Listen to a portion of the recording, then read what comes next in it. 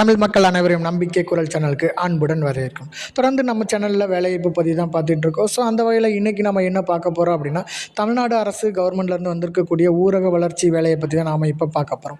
வாங்க வீடியோக்குள்ளே போகலாம். ஸோ அதாவது பார்த்தீங்க அப்படின்னா, இந்த ஜாப் என்ன பார்த்தீங்க அப்படின்னா, 12ஆம் வகுப்பு தேர்ச்சி பெற்றிருந்தாலே போதும், இந்த ஜாபுக்கு வந்து தகுதியானவங்க நம்ம விண்ணப்பிக்கலாம் அப்படிங்கிறத சொல்லியிருக்காங்க. 12ஆம் வகுப்பு தேர்ச்சி முடித்து ஊரக வளர்ச்சி வாழ்வாதார இயக்கத்தில் 236 காலியிடங்கள் வந்து கொடுத்துருக்காங்க. ஸோ இதுக்கு தேர்வு எதுவும் கிடையாதுன்னு சொல்லியிருக்காங்க. ஸோ இந்த வேலைக்கு அறிவிப்பு வெளியே கொடுத்துருக்காங்க. ஸோ இது TNSRLM அப்படிங்கிற சார்பில் காலியாக உள்ள கம்யூனிட்டி பேங்க் கோஆர்டினேட்டர் சமுதாய வங்கி ஒருங்கிணைப்பாளர் பணிக்கு மொத்த காலி பணியிடங்கள் 236 பணியிடங்களை சொல்லியிருக்காங்க.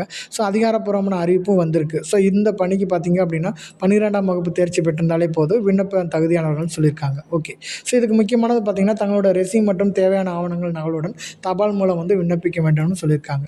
ஸோ இதுக்கான தேர்வு முறை பார்த்திங்க அப்படின்னா, விண்ணப்பிக்கும் முறை உள்ளிட்டன தெளிவான டீட்டெயில்ஸை நம்ம இப்போ பார்க்கலாம். வாங்க வீடியோக்குள்ளே போகலாம். ஸோ இது முற்றிலும் பார்த்திங்கன்னா தமிழ்நாடு அரசோட வேலை. தமிழ்நாடு மாநில ஊரக வாழ்வாதார இயக்கம் அங்கேருந்து வந்திருக்கக்கூடிய மொத்தம் 236 வேலை. ஸோ பணியின் பேர் பார்த்திங்க அப்படின்னா, சமுதாய வங்கி ஒருங்கிணைப்பாளர் கொடுத்துருக்காங்க. ஸோ இதை தபால் மூலமாக விண்ணப்பிக்கணும்னு சொல்லியிருக்காங்க. இதுக்கான டேட் பார்த்திங்கன்னா 3/6/2026 29/6/2026 வரைக்கும் நம்ம விண்ணப்பிக்கலாம்னு சொல்லியிருக்காங்க. ஓகே.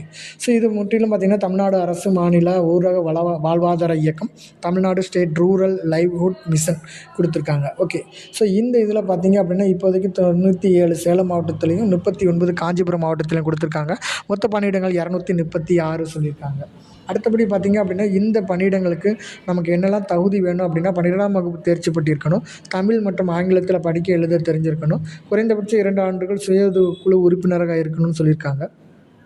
கணினி அறிவு மற்றும் இருசக்கர வாகனம் ஓட்டுநர் உரிமை உள்ளவர்களுக்கு முன்னுரிமை வழங்கப்படும்னு சொல்லியிருக்காங்க. அதே மாதிரி ஆண்ட்ராய்டு மொபைல் பயன்படுத்தும் திறன், SMS மற்றும் வாட்ஸ்அப் செயல்படுத்தும் திறனும் இருக்கணும்னு சொல்லியிருக்காங்க. வங்கி பரிவர்த்தனைகள் மற்றும் கடன் விண்ணப்பங்கள் நிரப்பிய அனுபவமும் உள்ளது மாதிரி சொல்லியிருக்காங்க. ஓகே. ஸோ இந்த ஜாபுக்கான வயது வரம்பு பார்த்திங்க அப்படின்னா 18 வயசு போது தெரிஞ்சிடலாம் போதும். அதிகபட்சம் பார்த்திங்கன்னா 35க்கு மிகாதவர்கள் இருக்கணும்னு சொல்லியிருக்காங்க. அடுத்து இதுக்கான சம்பளம் பார்த்திங்க அப்படின்னா 2500 மாதாந்திர அடிப்படை ஊதியமாக கொடுக்குறாங்கன்னு சொல்லியிருக்காங்க. ஸோ அதுக்கப்புறம் இந்த ஜாபுக்கு பார்த்திங்க அப்படின்னா எப்படி செலக்ட் பண்ணுவாங்க பார்த்திங்க அப்படின்னா, பணிக்கு தகுதியான விண்ணப்பதாரர்கள் நேர்காணல் இன்டர்வியூ மூலமாக மட்டும்தான் தேர்ந்தெடுக்கப்படுகிற மாதிரி சொல்லியிருக்காங்க. இந்த ஜாபுக்கான விண்ணப்ப கட்டணம் பார்த்திங்க அப்படின்னா, தமிழ்நாடு மாநில ஊரக வாழ்வாதார இயக்கத்தின்படி வந்திருக்கக்கூடிய இந்த ஜாபுக்கு விண்ணப்பிக்கிறதுக்கு விண்ணப்ப கட்டணம் எதுவும் கிடையாதுன்னு சொல்லியிருக்காங்க. இம்பார்ட்டன்ட் டேட் பார்த்துக்கோங்க, 22/5/2026 29/6/2026 நாம் இந்த ஜாபுக்கு அப்ளை பண்ணிக்கணும். ஸோ அதே மாதிரி பார்த்திங்க அப்படின்னா, இதுக்கான விண்ணப்பிக்கும் முறையும் கொடுத்துருக்காங்க. ஸோ நம்ம முற்றிலும் பார்த்திங்கன்னா, நம்ம பயோடேட்டா ரெஸ்யூம் வந்து தயார் நிலையில் வச்சுட்டு, அந்த ரெஸ்யூமில் பார்த்திங்கன்னா விண்ணப்பதாரோட முழு பெயர், தந்தை பெயர், கணவர் பெயர் அல்லது பிறந்த தேதி, வயது, முகவரி, மொபைல் எண், மின்னஞ்சல் முகவரியெல்லாம் வச்சுட்டு, ஸோ இருப்பிட சான்று, கல்வி தகுதி, சாதி சான்று, முன் அறிமுக சான்று இதெல்லாம் இணைச்சி நம்ம தபால் மூலமாக தான் அனுப்பணும்னு சொல்லியிருக்காங்க.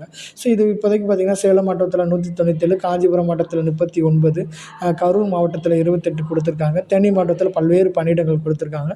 சிவகங்கை மாவட்டத்தில் 177 காலி பணியிடங்கள் கொடுத்துருக்காங்க. ஸோ இது போன்ற பார்த்திங்கன்னா பிற மாவட்டத்துக்குள்ள விண்ணப்பங்கள் வந்து விரைவில் பதிவிடப்படும் சொல்லியிருக்காங்க. அடுத்து இதுக்கான விண்ணப்பிக்கும் முறை பார்த்திங்க அப்படின்னா, தகுதியும் விருப்பம் உள்ள நபர்கள் உரிய சான்றிதழ்களுடன் நகலுடன் நேரிலோ அல்லது தபாலிலோ சம்மந்தப்பட்ட ஊராட்சி அளவிலான கூட்டமைப்புகளை அனுப்ப வேண்டும்னு சொல்லியிருக்காங்க. முக்கியமான குறிப்பு கொடுத்துருக்காங்க. விண்ணப்பிப்பதற்கு முன்பு அதிகாரப்பூர்வ அறிவிப்பில் குறிப்பிட்டிருக்கும் தகுதிகள் அனைத்தும் தங்களிடம் உள்ளதா அப்படிங்கிறத நம்ம பார்த்துக்கணும்னு சொல்லியிருக்காங்க. ஓகே. ஸோ அவ்வளோதாங்க. இந்த ஜாப் உங்களுக்கு பிடிச்சிருக்குன்னு நினைக்கிறேன். இந்த வீடியோ உங்களுக்கு பிடிச்சிருந்துச்சு அப்படின்னா லைக் பண்ணுங்கள், ஷேர் பண்ணுங்கள், சப்ஸ்கிரைப் பண்ணுங்கள். மீண்டும் ஒரு வீடியோவில் உங்களை சந்திக்கிறேன். நன்றி, வணக்கம்.